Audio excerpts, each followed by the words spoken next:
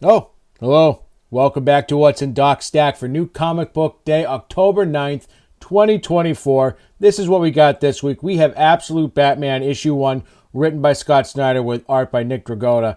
This is part of DC's All-In universe, and I love what Scott here does with this series, his fresh take on Batman, the characters, and I personally think there's one character in particular that when you see them in the book, you're going to absolutely love the direction that Scott takes them in. So make sure you run out to your comic book shop and pick that one up this week.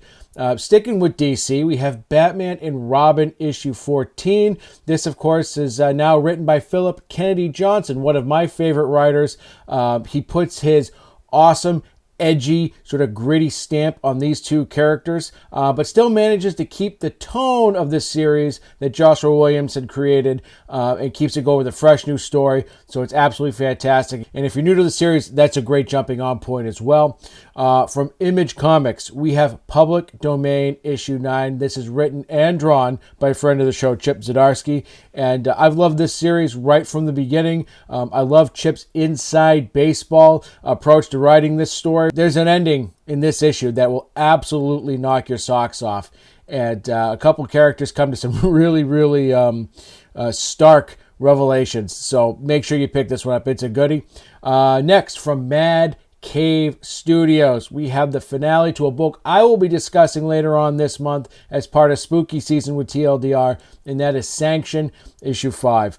This mystery comes to an end with the final puzzle piece being put into place with the big reveal happening. This was just an absolutely tremendous series that I can't wait to talk about in greater detail later this month. And then lastly, we have from Oni Press, The Autumn Kingdom, written by Cullen Bunn with art by Christopher Mitten. This is a wonderful horror fantasy series where we have our two young heroines battling trolls and fairies, fighting not just for survival, but looking for their missing parents, which happened at the end, the cliffhanger at the end of the first issue.